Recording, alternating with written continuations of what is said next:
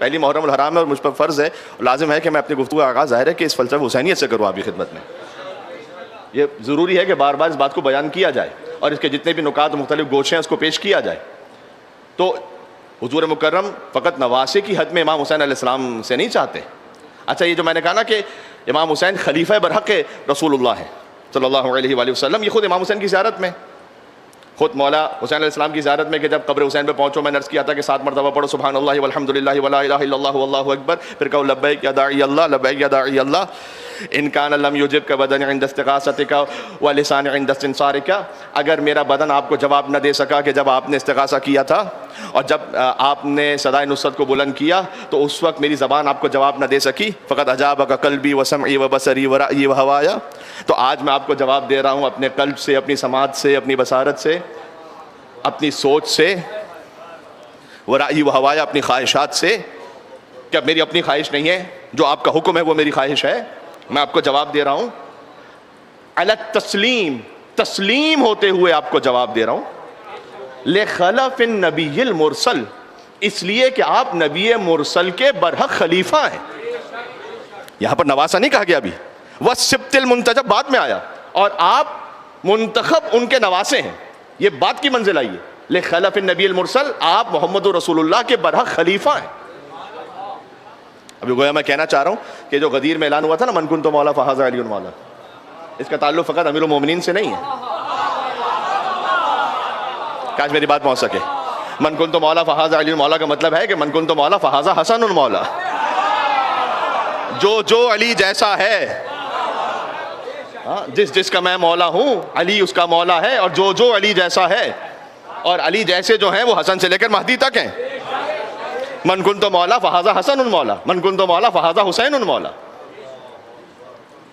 من کنت مولا فہذا علی بن حسین زین العابدین مولا، من کنت مولا فہذا محمد بن علی الباقر مولا، من کنت مولا فہذا علی بن محمد، من کنت مولا فہذا جعفر بن محمد صادق مولا، من کنت مولا فہذا موسیٰ بن جعفر الکاظم مولا، من کنت مولا فہذا علی بن موسیٰ الرضا مولا، من کنت مولا فہذا محمد بن علی تقی الجواد مولا، من کنت مولا فہذا علی بن محمد نقی الہادی مولا، من کنت مولا فہذا حسن بن علی العسکری مولا. آج کے زمانے میں اس کا مطلب یہ ہے کہ من کنت مولا فہذا مہدی مولا.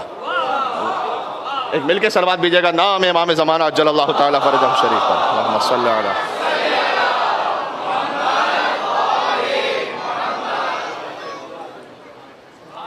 تو امام حسین علیہ السلام کا تعلق فقط نواسی کی حیثیت نہیں، 2 میں سے سن لیے گا. ملے گی جنت، پیے گا کوثر، اسی کو محشر میں چین ہوگا.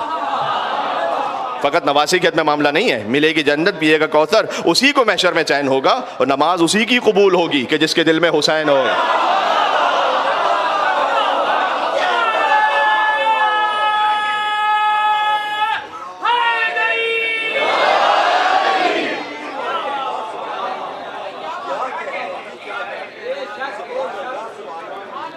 علم رسول اللہ صلی اللہ علیہ وآلہ وسلم، اخلاق رسول اللہ صلی اللہ علیہ وآلہ وسلم، اس کے کامل ترین عکاس ہیں حسین ابن علی.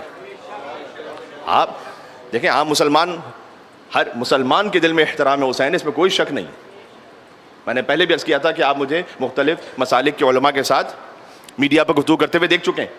تو جب محرم ٹرانسمیشن ہوتی ہے تو یہ روایت ہم نے 1 سے زیادہ مرتبہ خود اہل سنت علماء سے سنی ہے کہ حضور مکرم نے گریہ کیا حسین کی ولادت کے وقت. تو امام حسین علیہ السلام کا احترام تو ہر مسلمان کے دل میں، لیکن حسین کو فقط محمد کا صلی اللہ علیہ وآلہ وسلم نواسہ سمجھنا یہ اور منزل ہے، اور غدیر کے تسلسل میں خلیفہ برحق سمجھنا یہ آپ کی شان ہے، یہ آپ کا افتخار ہے. یہ ہر ایک کو نصیب نہیں ہے. حسین کو ہر ایک الگ الگ کیفیت میں مان رہا ہے، سب کی کیفیت ایک جیسی نہیں ہے. حضور کا نواسہ ہونا میں نے اس کی ایک منزل ہے، اس کے بعد ان کا خلیفہ ہونا تسلسل میں، مولا علی بن ابی طالب علیہ السلام کے بعد، مولا ابو محمد حسن بن علی علیہ السلام کے بعد امام حسین علیہ السلام، اس ترتیب میں، اس خاطر ہے کہ حضور مکرم ممبر پر لے کر آئیں اور کہ ھذا حسین فعرفوہ، کیا آپ جانتے یعنی امام حسین علیہ السلام کی معرفت حاصل کرو. یہ کیا خالی نواسی کی معرفت سمجھا رہے ہیں؟ ھذا حسین فعرفوہ، یہ حسین اس کی معرفت حاصل کرو. یہ بالکل ھذا حسین وہی غدیر والا مزاج ہے. گویا جیسے علی بن ابی طالب کے لیے غدیر بنائی تھی نا رسول اللہ نے، ویسے ہی ممبر پر مسجد نبوی میں حسین کے لیے غدیر بنائی رسول اللہ نے. ھذا حسین فعرفوہ، یہ حسین اسے پہچانو.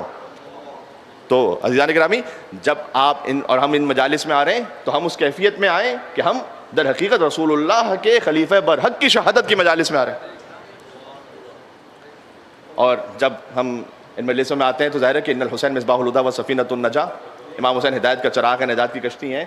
میں اس پہ اگر بات کروں گا تو اس پہ اور تفصیلی طولانی بات ہو جائے گی، اور در حقیقت یہ ہمارے موضوع سے مرتبط بھی ہے، لیکن اس کو میں کبھی بات کے لیے رکھتا ہوں کہ ان الحسین مصباح الہدی و سفینۃ النجاہ، اس کا مطلب کیا ہے؟ حسین ہدایت کا چراغ ہے، نجات کی کشتی ہے، اس کی کوئی ایکسپائری ڈیٹ نہیں ہے. بھائی مل کے صلوات بھیجیں، نام ابو عبداللہ الحسین علیہ الصلوۃ والسلام پر سلام.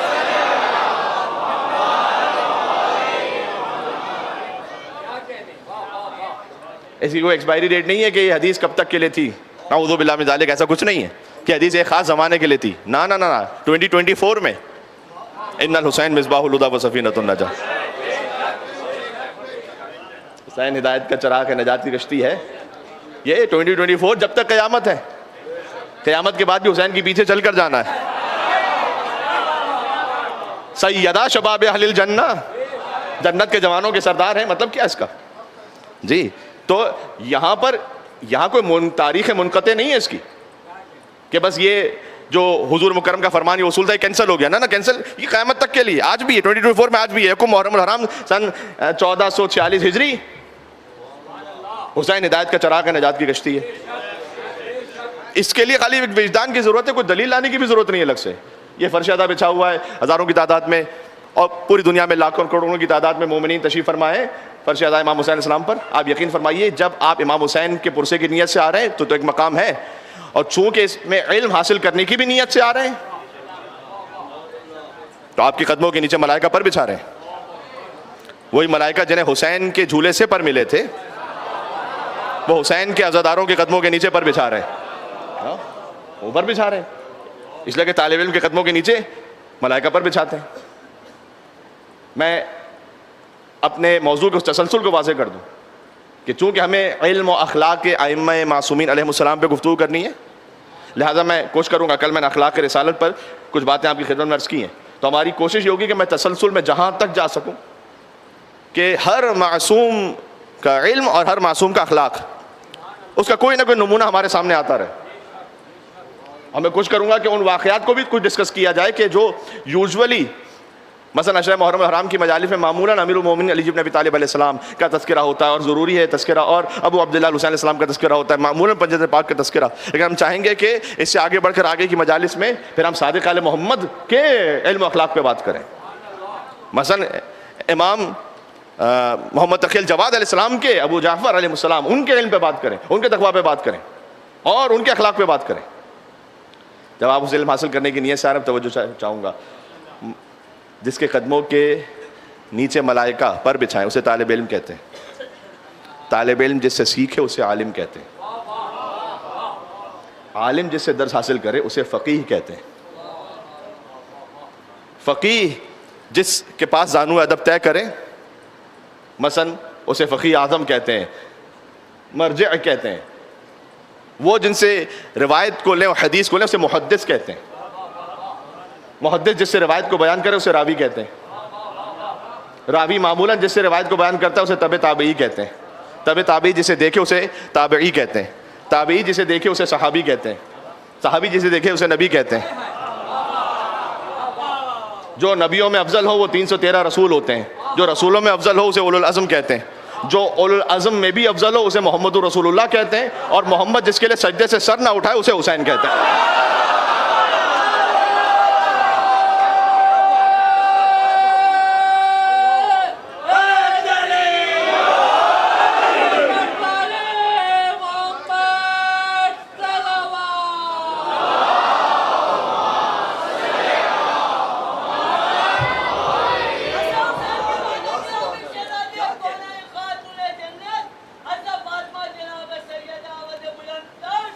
مل کے بلندر صلی اللہ.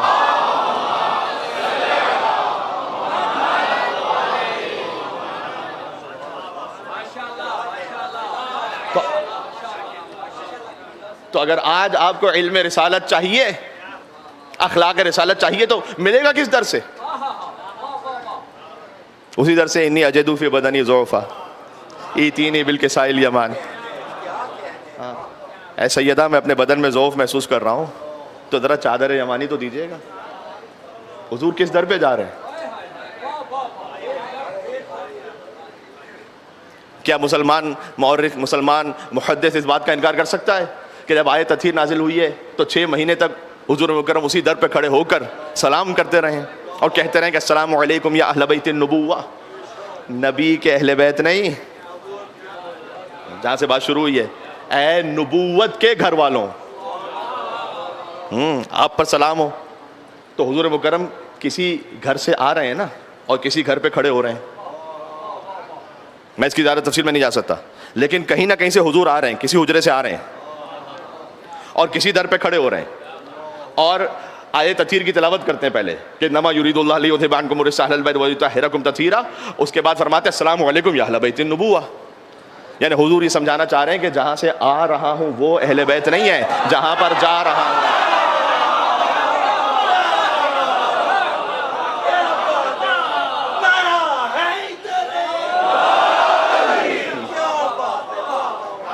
السلام علیکم یا اہل بیت النبوہ.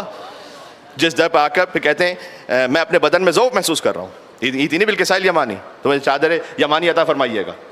تو یا رسول اللہ اگر آپ ذوق محسوس کر رہے ہیں تو آپ طبیب کے پاس جائیے.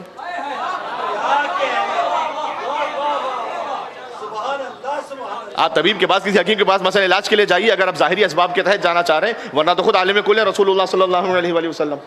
تو آپ اپنے بدن میں ذوق محسوس کر رہے ہیں تو آپ اس دروازے پہ کیوں آ رہے ہیں؟ نہ نبی کے جسم کا ضعف نہیں ہے. میں کیا عرض کروں آپ سے، نبوت کو جب قوت چاہیے نا، اسے ملتی ہے فاطمہ کے گھر سے سلام اللہ علیہا. تو وہاں پر آ کے تو آپ جب علم رسالت پہ بات کیجئے اور جب اخلاق رسول پہ بات کیجئے تو آپ کو یہ سب ملے گا کہاں سے؟ پیور فائن فارم میں، جہاں ملاوٹ نہ ہو. تو وہ کہاں سے؟ وہ اس در سے خالص ترین جو سلسلہ وہ یہاں سے ملے گا. اور اللہ سبحانہ و تعالیٰ نے اپنے حبیب کے اخلاق کے لیے، اب دیکھیں میں کل سے اگر منزل کو آگے بڑھاؤں، میں نے آپ کو سورہ آراف کی آیت، سورہ آراف 7واں سورہ قرآن کا آیت نمبر 199 سنائی تھی، جس میں 3 حکم دیے اللہ سبحانہ و تعالیٰ نے اپنے حبیب کو کہ خذ العفو. ایک تو معافی کو تھام کے رکھو، تبلیغ کرنی ہے آپ نے، معافی کو تھام کے رکھیے، اس لیے کہ پیشنس ہونا چاہیے. اور یقین فرمایا کہ جس بات اگر علم ہے لیکن حلم نہیں ہے تو وہ اپنے علم کو پہنچا نہیں سکتا. چھوٹی سی بات میں ذہن میں آ رہی مرض کر دوں اور ساتھ ساتھ یہ لا بلا کلام میں باتیں آتی رہیں گی کہ اس میں اعظم وہ جاننے کا شوق ہوتا ہے بہت سے مومنین کو. اب وہ آ کے اگر پوچھ رہے ہیں کسی مولانا سے، مثلا مجھ سے پوچھ رہے ہیں کہ مولانا صاحب اس میں اعظم بتلائیے گا، تو ہمیں خود پتا ہوگا تو آپ کو بتلائیں گے. اس میں اعظم کا مطلب خالی نہیں کہ زبان سے جاری کر دینا، اس میں ایک روحانی کیفیت چاہیے، وہ ایک روحانی ملکہ چاہیے کہ جس کیفیت میں، جس مقام سے وہ اس میں اعظم ادا کیا جائے. تو ایک شخص آیا امام کے پاس، صادق آل محمد کے پاس، اور آ کے امام سے کہا علیہ الصلوۃ والسلام ایک مل کے صلوات بھیجے گا محمد وعلی محمد علیہ السلام پر، اللہم صلی علی محمد وعلی محمد.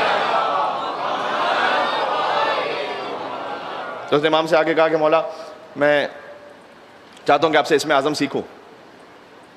یہ پیشنس ہونا کتنا ضروری ہے آپ ذرا غور کیجیے گا. میرے جتنے جوان ساتھی داہنے بانے تشریف فرما جہاں تک آواز جا رہی ہیں، یہ اللہ کی جانب سے عنایت ہوتی ہے. کوئی علم ہے، کوئی تقویٰ ہے، کوئی نور ہے.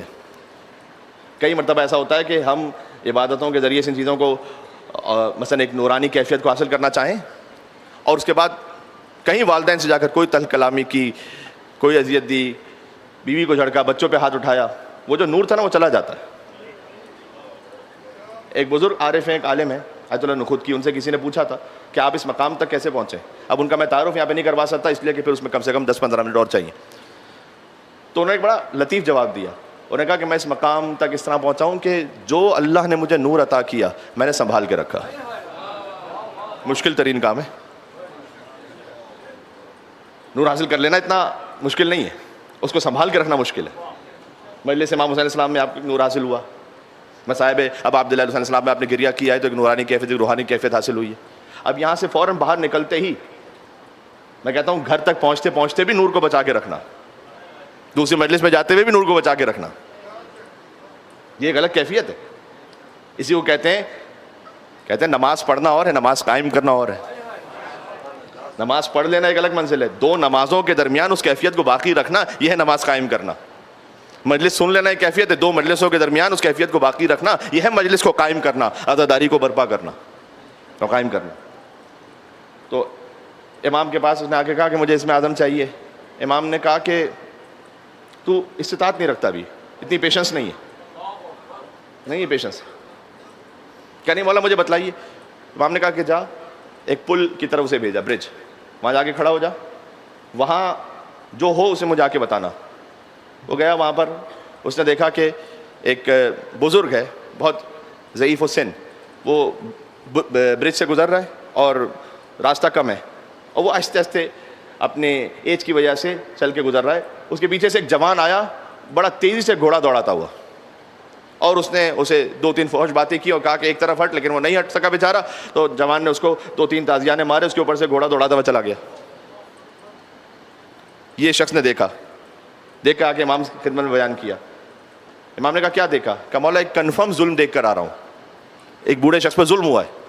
تو کہا کہ تو اس میں اعظم ہوتا تو کیا کرتا تیرے پاس؟ کہ میں اس میں اعظم کے ذریعے سے بچا لیتا اس بوڑھے کو، ظلم نہ ہونے دیتا. امام نے کہا وہ جو بوڑھا ہے نا وہ ہمارا پکا چاہنے والا ہے، اور اسے اس میں اعظم ہم نے عطا کیا ہوا ہے. یعنی اس میں اتنا پیشنس ہے کہ اپنے شخصی ظلم کی وجہ سے اس میں اعظم کو استعمال کر کے زمین و آسمان کے نظام کو تہو بالا نہیں کر رہا. وہ اس میں اتنی وسعت ظرفی ہے. بات سمجھ میں آ رہی ہے میں کیا عرض کر رہا ہوں؟ خود العفو، آپ پیشنس رکھیں. حضور مکرم سے فرمایا کہ جب آپ تبلیغ کے لیے نکلیں گے تو اس طرح سے آپ بھی، جب حضرات نے اہل و عیال کے لیے پیشنس اتنا زیادہ ضروری ہے کہ قرآن نے فرمایا سورہ طٰہٰ میں کہ وَأْمُرْ أَهْلَكَ بِالصَّلَاةِ وَاصْطَبِرْ عَلَيْهَا. آپ اپنے اہل و عیال کو نماز کا حکم دو، بچوں کو نماز کا حکم دو، وَاصْطَبِرْ عَلَيْهَا، صبر بھی رکھو اس کے اوپر.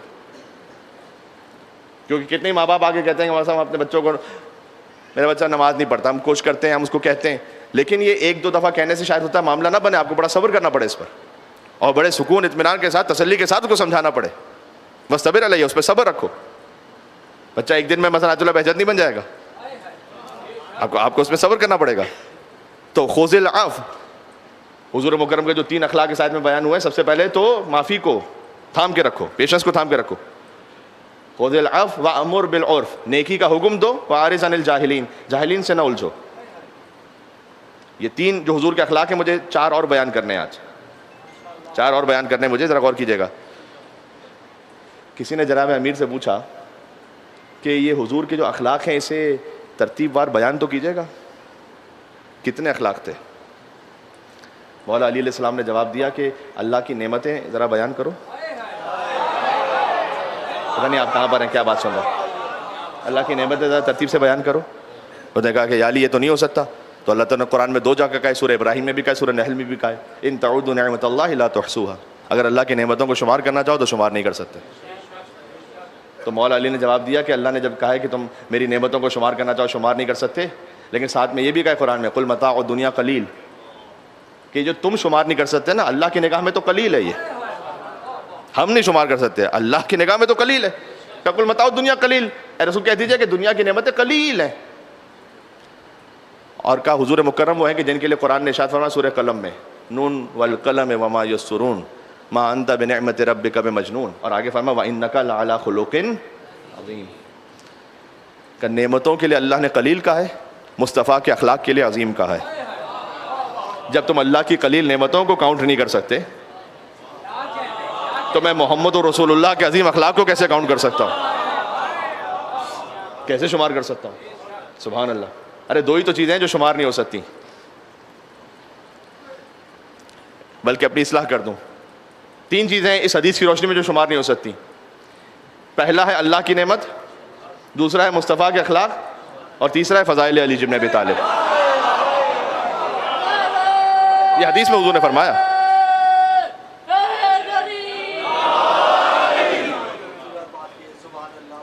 میں اپنی جانے سے کچھ نہیں کہہ سکتا.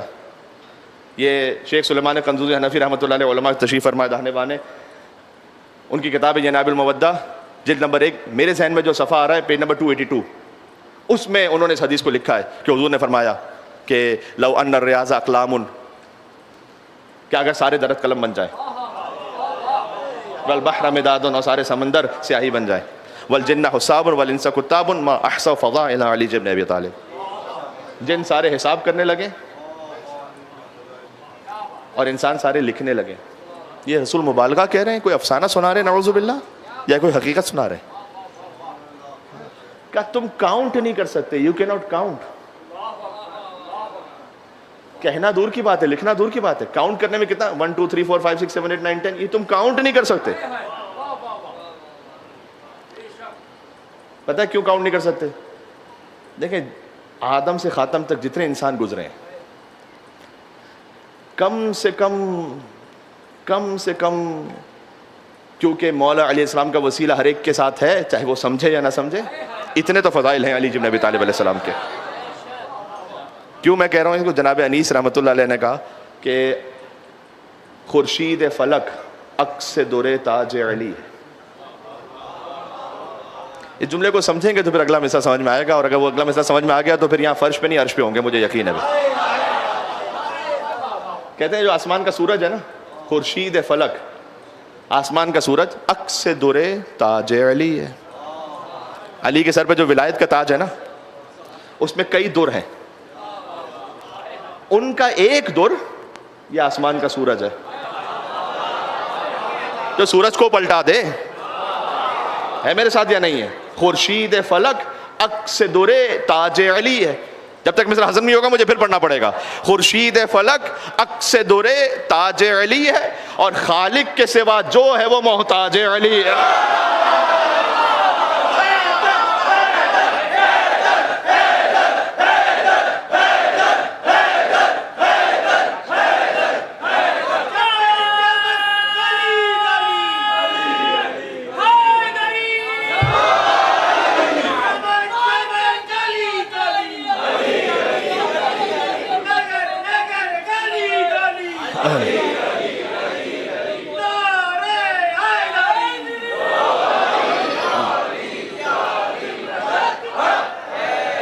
بات سمجھ میں آ رہی ہے؟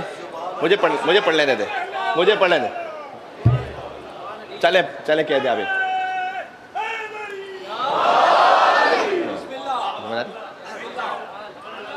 تو اتنے تو فضائل علی بن ابی طالب علیہ السلام. خالق کے سوا جو ہے، اب کاؤنٹ کر کے بتاؤ. سمجھ میں آ گیا نا؟ یہ کوئی مبالغہ آ رہا ہی نہیں ہے، کوئی ایگزیجوریشن نہیں ہے. ہاں، اس میں ایک حقیقت ہے. تو تین چیزیں کاؤنٹ نہیں ہو سکتی، اللہ کی نعمتیں، یا رسول اللہ کے اخلاق، یا فضائل علی بن ابی طالب علیہ السلام. ہائے ہائے ہائے ہائے ہائے ہائے. میں تو جھوم رہا ہوں ایک اور خاص کیفیت میں، چونکہ خود جب مولا علیہ السلام سے جب پوچھا گیا کہ حضور مکرم کے اخلاق کیا ہیں تو کاؤنٹ کیجئے، تو مولا نے فرمایا کہ یہ کاؤنٹیبل نہیں ہے.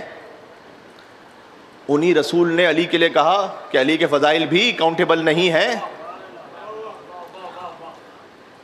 در حقیقت مولا علی کے جتنے فضائل ہیں وہ در حقیقت اخلاق رسالت ہے. ہاں، وسیع رسول اللہ ہے. تو جب حضور نے فرمایا نا کہ مولا علی علیہ السلام کا ذکر کرو تو عبادت ہے، تو اس کو آپ رسمی طور پر نہیں لے لیجئے خالی کہ ذکر علی نے عبادہ، یعنی مولا علی کا ذکر عین بندگی پروردگار ہے. اس کا مطلب کیا ہے؟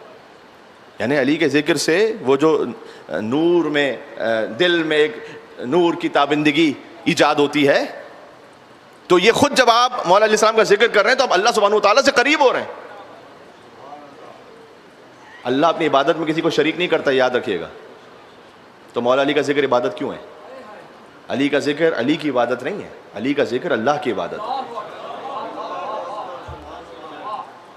اور حضور مکرم نے یہ لفظ کہہ کے در حقیقت ہر دشمن علی کو بھی چیلنج کر دیا. یہ نہیں کہا کہ کس حصے کا ذکر کرو علی کی زندگی کا تو عبادت ہے، یعنی مولا علیہ السلام کی زندگی کا ایک ایک حصہ، ایک ایک لمحہ اس قابل ہے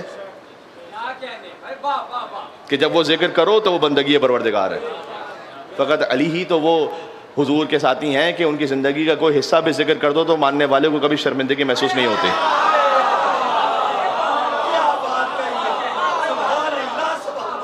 نہیں ہوتی شرمندگی محسوس. تو مولا علی علیہ السلام، ان کی آمد کا آپ ذکر کیجئے کعبے میں عبادت ہے، لیکن ذکر علی نے عبادت. علی 3 دن تک کعبے میں مہمان رہے، ذکر کرو تو عبادت ہے. 3 دن تک علی کی والدہ کعبے میں رہی، ذکر کرو تو عبادت ہے. جب وہ باہر تشریف لائے تو دیوار کعبہ پر سے کوئی ذکر کرو تو عبادت ہے. مولا علی آغوش مادر سے آغوش رسالت میں آئے ذکر کرو تو عبادت ہے. آنکھیں کھولی ذکر کرو تو عبادت ہے. فرمایا خصصتنی بالنظر وخصصتک بالعلم. حضور نے کہا علی آپ نے پہلی نگاہ سے مجھے مخصوص کیا اور میں نے اپنے سارے علم سے آپ کو مخصوص کیا, ذکر کرو تو عبادت ہے.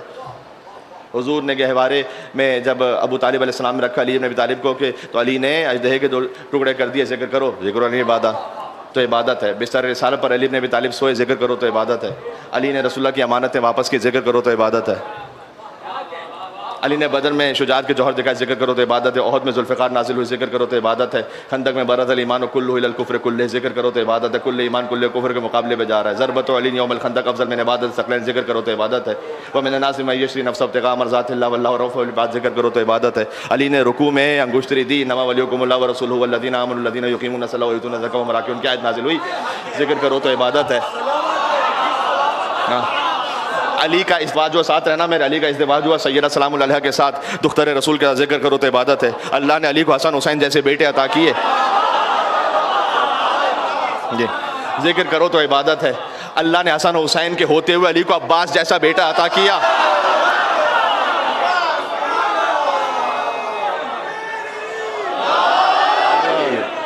ذکر کرو تو عبادت ہے. علی ابن ابی طالب علیہ السلام کو اللہ سبحانہ وتعالیٰ نے بی بی زینب سلام اللہ علیہ, ام کلثوم سلام اللہ علیہ جیسی دختر عطا کی, ذکر کرو تو عبادت ہے. سب کے دروازے بند کر دیے گئے سوائے علی ابن ابی طالب کے دروازے کے, ذکر کرو تو عبادت ہے. فقط علی وہ ہیں کہ جنہوں نے صدقہ دیا رسول اللہ سے نجوا کرنے کے لیے, جنہیں واقعات پتہ ہیں, میں ان کے لفظ کر رہا ہوں, ذکر کرو تو عبادت ہے. خیبر کا ذکر کرو تو عبادت ہے. حنین کا ذکر کرو تو عبادت ہے. علی نے کسی سے, رسول اللہ نے کسی سے سورہ توبہ لی اور علی ابن ابی طالب کے حوالے کی, ذکر کرو تو عبادت ہے. علی ابن ابی طالب دوش رسالت پر پہنچے اور بتوں کو توڑا, ذکر کرو تو عبادت ہے. جمل کا ذکر کرو تو عبادت ہے. صفین کا ذکر کرو تو عبادت ہے. نہران کا ذکر کرو تو عبادت ہے. اس لیے کہ ذکر علی عبادت, علی کا ذکر کرنا عبادت ہے. ایسا لگتا ہے عبادت قبول کرنے والا بھی کوئی پکا علی والا.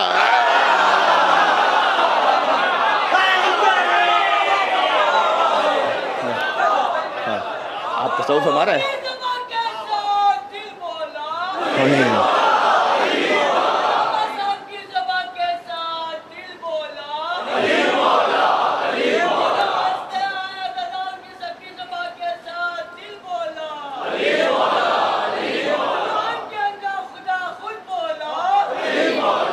صلوات پڑھا دے یا علی.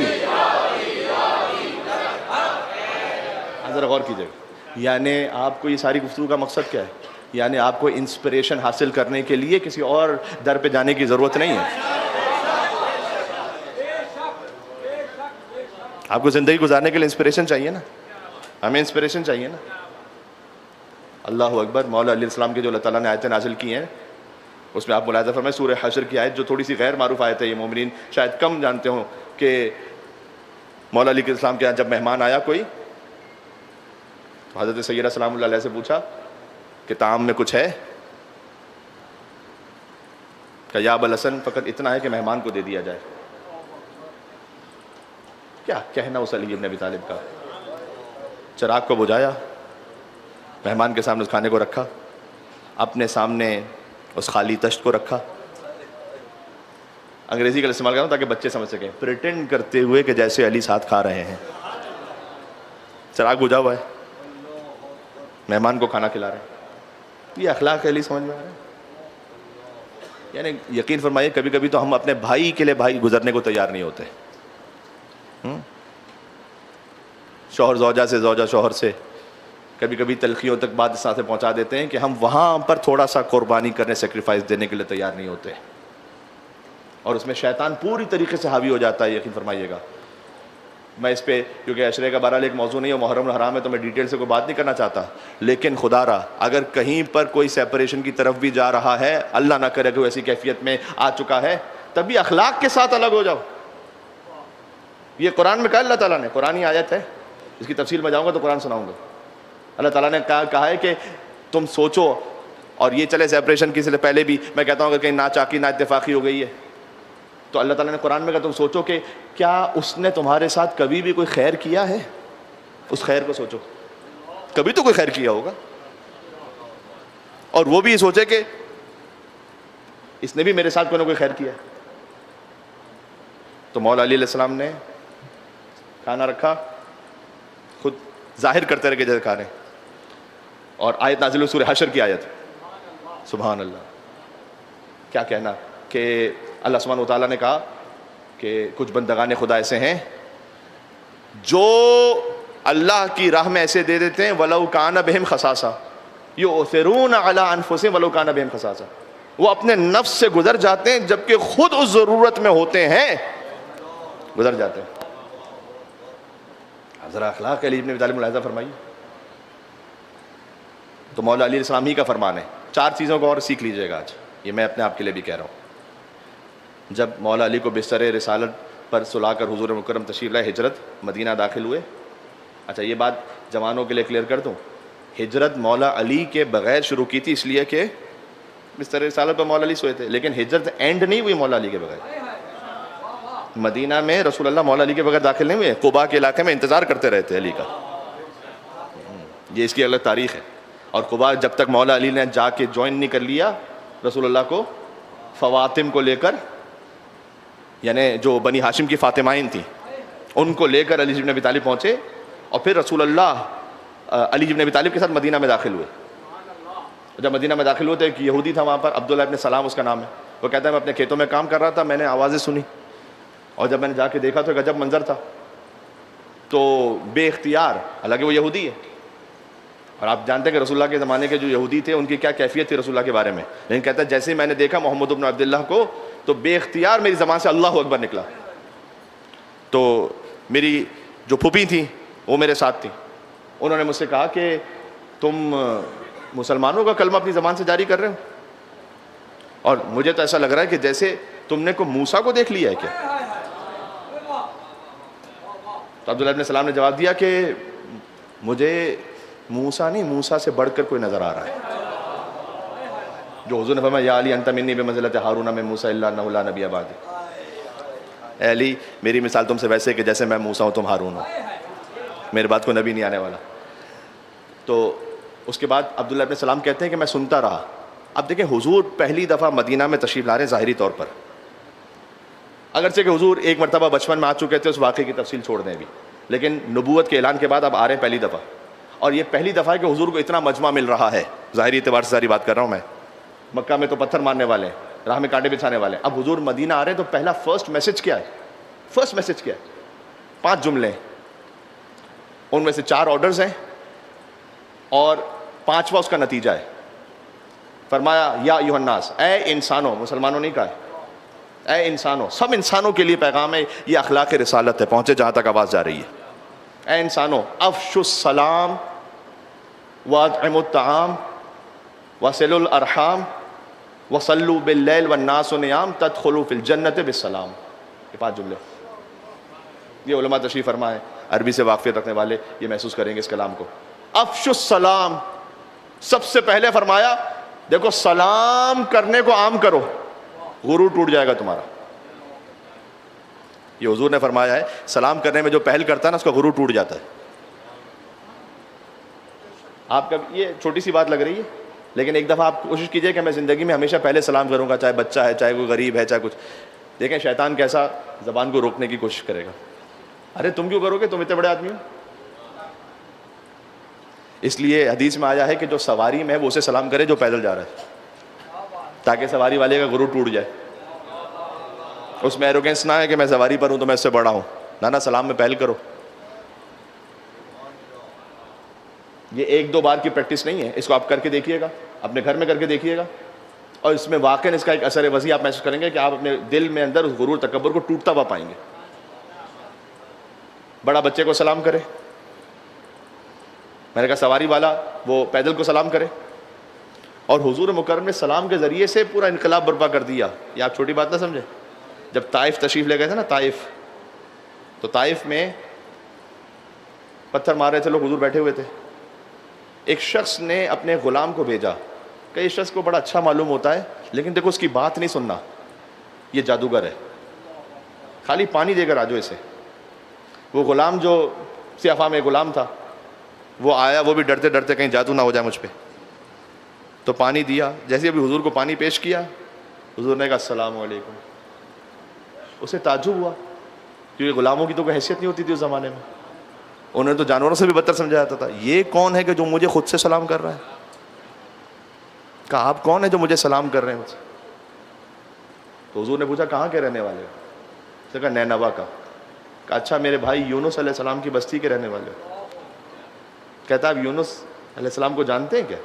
حضور نے کہا میں اسی تسلسل کا ایک نبی ہوں. سلام سے بات شروع ہوئی تھی, بیٹھ گیا حضور کے پاس, 2 لمحے گزرے تھے, کہتا اشہد ان لا الہ الا اللہ و اشہد ان محمد رسول اللہ. یہ اخلاق رسالہ سمجھ میں آ رہا ہے آپ کو؟ افشوا السلام. میں کوشش کروں گا کہ انشاءاللہ آہستہ آہستہ جیسے جیسے احادیث کی روشنی میں وہ بیان کروں, امیر المومنین کے لیے, سیدہ سلام اللہ علیہ کے لیے, امام حسن امام حسین, جہاں تک بات پہنچ سکے. افشوا السلام, سلام کا عام کرو. دوسرا فرمایا واطعموا الطعام, کھانا کھلاؤ. واقعی مجلس امام حسین میں کون کون سی عبادتیں اللہ نے چھپا کے رکھی ہیں, ہمیں خود نہیں احساس ہو پاتا. یہ جو کھانا کھلانا ہے اس کو معمولی نہیں سمجھے آپ, کل بھی اس پہ عرض کیا تھا. ہاں اس تبرک میں محرم الحرام کی وجہ سے آپ ایک سادگی رکھیں وہ ایک الگ بات ہے, لیکن جس میں جتنا دام درہم قدم سخن, جس طرح سے جو کر سکتا ہے وہ تبرک کے لیے اہتمام کرے, اس کا اثر ہے. اگر اس کا اثر نہ ہوتا تو دعوت ذو العشیرہ میں رسول اللہ صلی اللہ علیہ وسلم پہلے کھانا نہ کھلاتے. اثر ہے اس کا, آپ کھلائیے کھانا. کیونکہ بعض مرتبہ اس میں مختلف خیالات آ جاتے ہیں نا, کہ بھائی فرض کیجئے کہ یہ اتنا اس پہ پیسہ کیوں خرچ ہو رہا ہے, ہم کوئی ہاسپٹل بناتے ہیں, ہم کوئی یتیم خانہ بناتے ہیں. آپ تو ساری نیکیوں کیجئے. ایک اصول یاد رکھیے گا, کبھی بھی کسی ایک نیکی کو ختم کر کے کوئی اور نیکی نہ شروع کرنے کی کوشش کریں. اپنی لگژریز میں سے کم کیجیے. اگر واقعاً کو ایسا کرنا ہے, بھائی میں نے فون تو رکھنا ہے 5 لاکھ کا, اور کہنا یہ ہے کہ ایسا کریں نیاز میں کم کر دیں, باقی کو اور نیک کام کر لیتے ہیں. ایک بات ایران عراق وار کے زمانے میں کہی جاتی ہے کہ آیت اللہ گل پائگانی, ان کے پاس کسی نے آ کے کہا تھا کہ چونکہ وار کا خرچہ بہت زیادہ ہو رہا ہے تو ایسا کرتے ہیں کہ عزاداری سے تھوڑا سا کم کرتے ہیں اور وہ وار پہ خرچ کرنا ہے, تو تھوڑا کنسٹرکٹیو کام میں خرچ ہو جائے. آواز آ رہی ہے آپ کو میری صحیح؟ تو گویا ان کے جواب کا مفہوم یہ تھا کہ کیا کہنا اس ڈسٹرکٹیو ایڈوائس کا. یہ یعنی یہ کہ یہ کوئی کنسٹرکٹیو کام نہیں ہے کہ آپ عزاداری سے کم کریں گے, اس کے اور بہت ساری برکات ہیں. ہاں تو اطعموا الطعام کا کھانا کھلاؤ.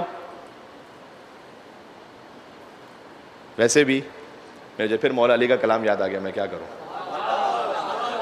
امیر بیان ہے, جو علی کا کلام ہے وہ سارے کلاموں کا امام ہے. مولا کہتے ہیں طوبی لمن, خوش نصیب ہے, خوش نصیب ہے, بہت خوش نصیب ہے وہ, جیسے علی خوش نصیب کا ہے نا.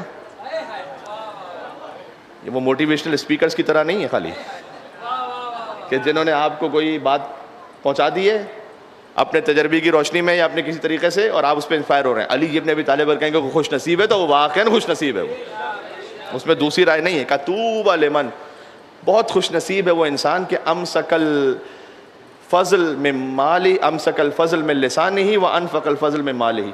بہت خوش نصیب ہے وہ انسان جو اپنے مال کا اضافی چھوڑ دے اور اپنی زبان کا اضافی روک لے. کیا مطلب؟ مال کا اضافی ہے نا وہ چھوڑ دو, جو زبان کا اضافی ہے نا وہ روک لو, نہیں بولو, نہ بولو. زیادہ تر الٹا کرتے ہیں, مال کے اضافی روک کے رکھتے ہیں, زبان کے اضافی بہت زیادہ آگے پہنچاتے ہیں. اطعموا الطعام کا کھانا کھلاؤ. پہلا ہے افشوا السلام, سلام کو عام کرو. دوسرا ہے اطعموا الطعام, کھانا کھلاؤ جتنا ممکن ہو سکے. پھر فرمایا وصل الارحام, رشتوں کو جوڑ کے رکھنے کی کوشش کرو, توڑو نہیں. اس پہ انشاءاللہ بات کروں گا آگے. جوڑ کے رکھنے کی کوشش کرو. خاص طور پر میں کر رہا ہوں, بار بار خاندانوں کی بات کر رہا ہوں, بھائیوں کی بات کر رہا ہوں, والدین اولاد ان کی بات کر رہا ہوں, جوڑ کے رکھو. اور چوتھا فرمایا صلوا باللیل والناس نیام, رات میں نماز پڑھو جب لوگ سو رہے ہیں. چاہے آپ 3 رکعت پڑھ سکیں نماز شب, 3 رکعت. میں آپ کو ایک آسانی بتا رہا ہوں, فقہی مسئلے کے حساب سے بھی ایک آسانی ہے. خود آیت اللہ سیستانی کے فتوے میں بھی یہی ہے کہ مغرب عشاء کے فوراً بعد آپ نماز شب پڑھ سکتے ہیں, آگے انتظار کرنے کی بھی ضرورت نہیں ہے. اور مستحب نماز میں چونکہ یہ امکان ہے کہ آپ چلتے چلتے بھی پڑھ سکتے ہیں اگر آپ کا وضو ہے تو. قبلہ رخ ہونا ضروری نہیں ہے, اس میں سجدہ ہونا ضروری نہیں ہے, یہ شرعی مسئلہ عرض کر رہا ہوں. تو ابھی آپ یہاں سے نکل کے فرض کیجئے کہ اپنی سواری میں سوار ہوئے یا پیدل چلتے ہوئے کسی مجلس میں جا رہے ہیں, تو آپ چلتے چلتے نماز شب پڑھ سکتے ہیں. کیا ہی بات ہو کہ حسین کی 2 مجلسوں کے درمیان ایک نماز شب ہو جائے.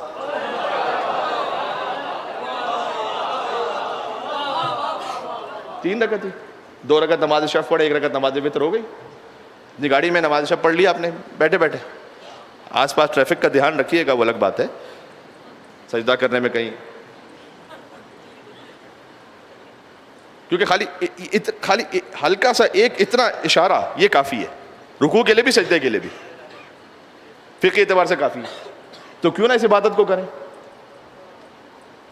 رات کو نماز پڑھو, ہاں یہ الگ بات ہے کہ جب لوگ سو رہے ہوں اس وقت اس ٹائم پہ آپ اٹھ کے پڑھیں تو اور زیادہ فضیلت کی بات ہے, لیکن نہ کر سکیں یہیں سے سٹارٹ کر دیں, بالکل چلتے ہوئے.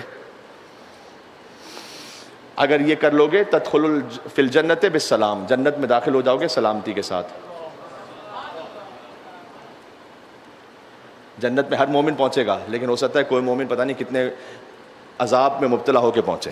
لیکن حضور نے فرمایا اگر تم سلام کو عام کرو گے, کھانا کھلاؤ گے, رشتوں کو جوڑ کے رکھو گے, رات میں اس وقت نماز پڑھو گے جب لوگ سو رہے ہوتے ہیں, تو تم کسی عذاب کے ساتھ نہیں جاؤ گے بعد میں جنت میں, سلامتی کے ساتھ جنت میں داخل ہو جاؤ گے, بالکل سلامتی کے ساتھ. یہ حضور مکرم کا فرسٹ میسج تھا جب وہ مدینہ پہنچے تھے. تو اس اخلاق کو یاد رکھیں گے انشاءاللہ. یہ جو 4 باتیں حضور نے بیان فرمائی ہیں, کل آیت پڑھی جس میں 3 باتیں بیان ہوئیں اور آج 4 باتیں بیان ہو گئی. یہ کل 7 اخلاق ہوگا جو رسول اللہ کے بیان ہوئے اب تک. میں آگے چلوں گا انشاءاللہ آہستہ آہستہ آپ کی خدمت میں کہ کیا کیا حضور کی زندگی کے پوائنٹس تھے, اور پھر ائمہ علیہ السلام کی زندگی میں بھی. یہاں سے وہاں تک کہ پرزور محمدی صلوات تو بھیجیے گا, محمد و آل محمد علیہ السلام صلی اللہ علیہ.